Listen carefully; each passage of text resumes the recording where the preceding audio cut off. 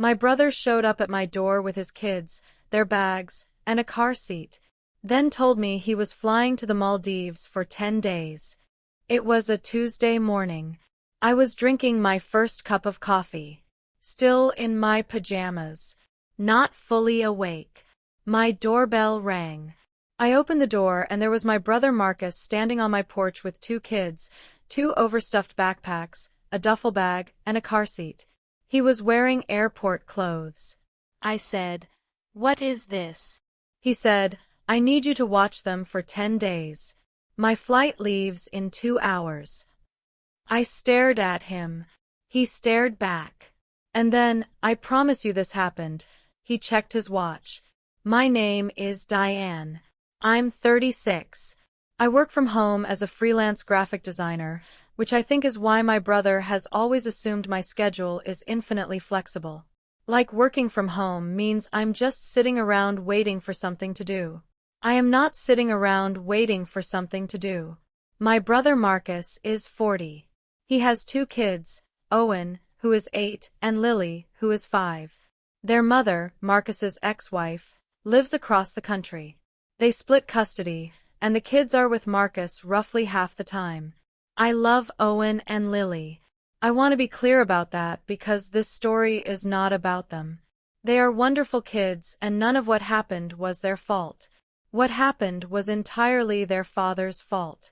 Let me back up about 3 weeks, because there were signs I missed.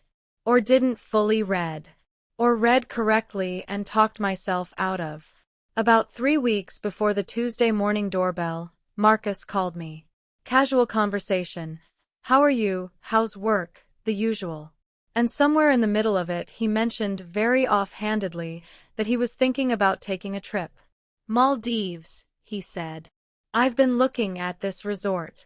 Overwater bungalows. I really need a reset." I said something like, "That sounds amazing," because it does sound amazing and I was not yet connecting any dots. He said, "I'm thinking about doing it in a few weeks. The kids will be with me that week, but I'm sure I can figure something out."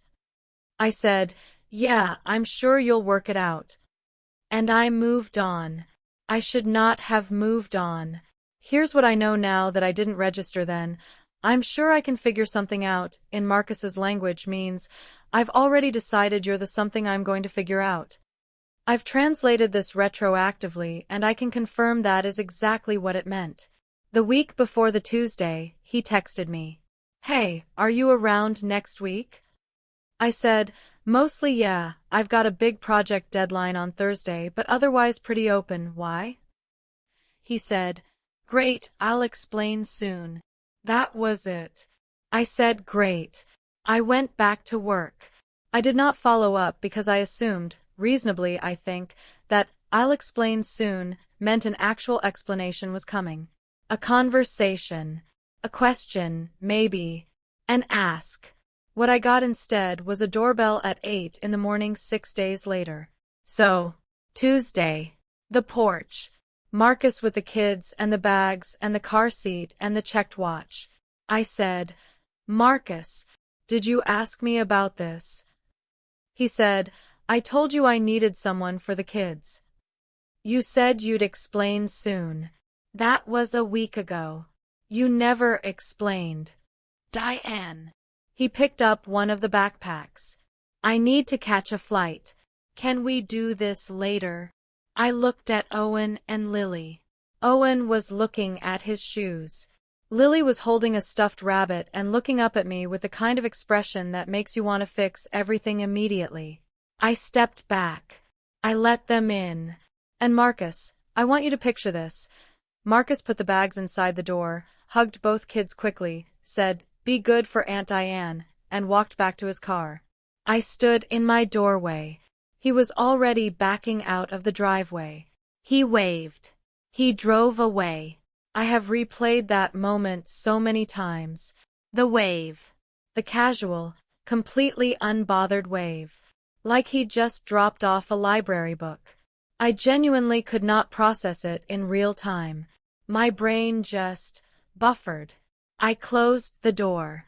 Owen and Lily were standing in my hallway with their backpacks, looking at me. Lily said, "Daddy said you have a good TV." I said, "I do have a good TV." He said you'd make pancakes. I looked at her for a moment. Did he say anything else? I asked. He said we'd have fun, Owen offered quietly. He's a perceptive kid, Owen. He knew the atmosphere was off. He was trying to smooth it over, which is a very 8-year-old with divorced parents thing to do, and broke my heart a little. I made pancakes, and then I called Marcus. He didn't answer. I texted him, "You need to call me. Today. Before you board." He called 40 minutes later. Background noise. I could hear an airport. "Hey," he said. "Everything okay?" "No," I said.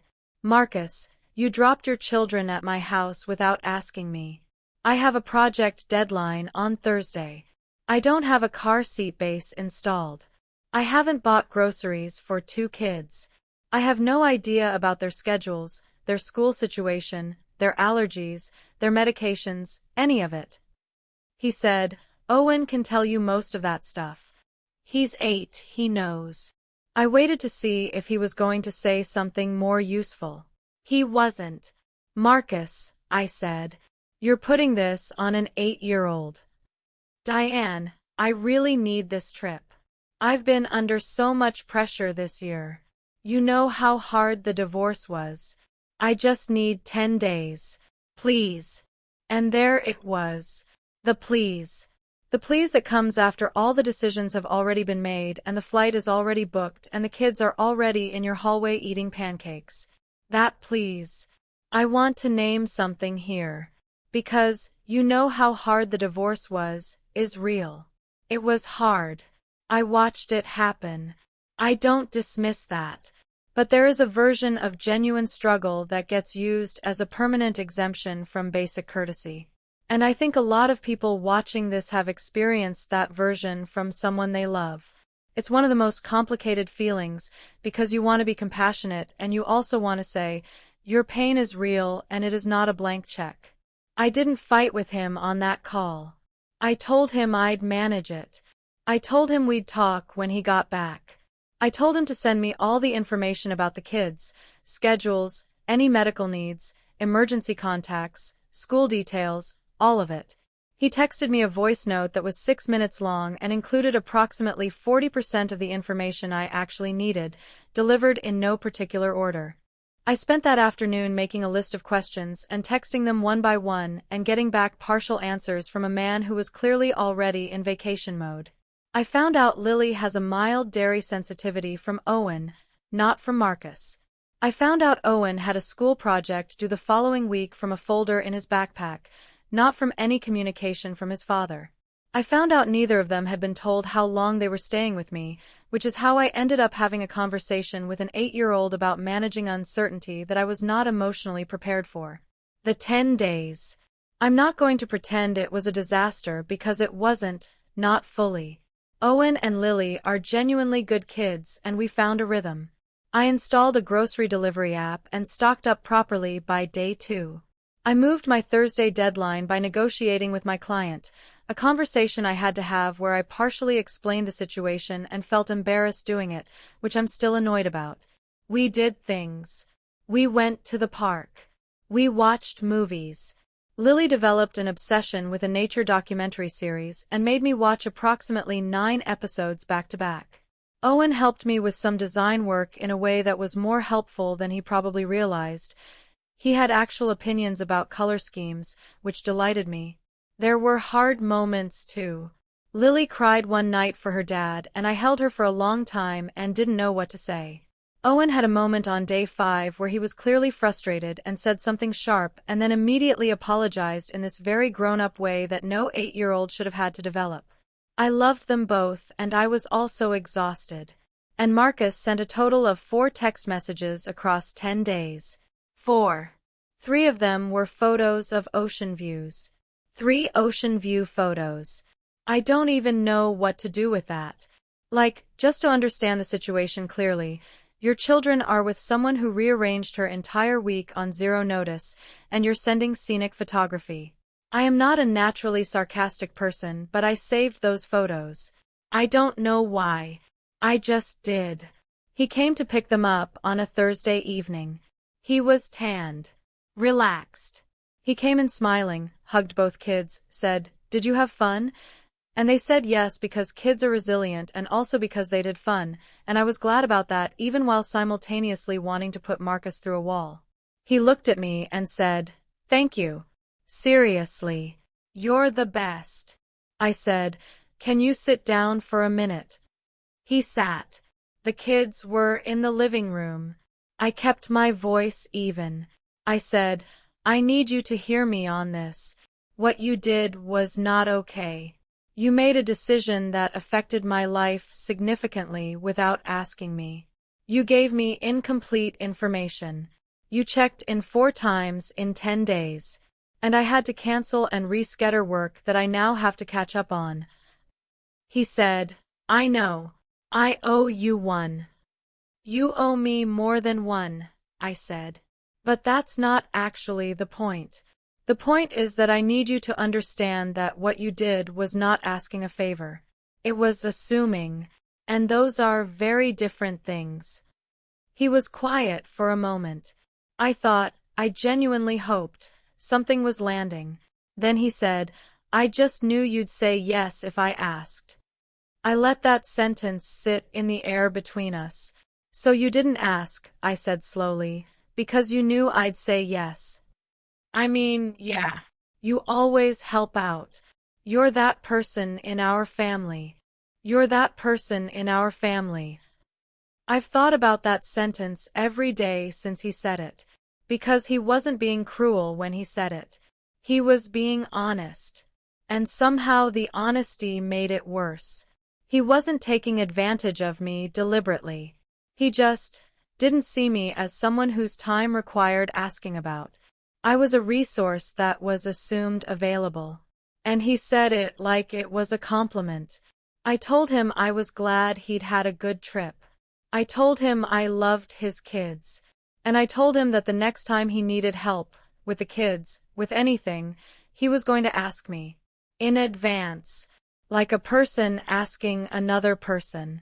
And if I said no, or if the timing didn't work, he was going to find another solution. He said, "Fair enough." He didn't seem chastened, exactly. More like he'd filed the information and would process it later. I don't know what he did with it after he left.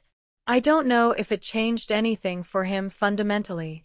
What I know is that it changed something for me. Our mom called me the following week.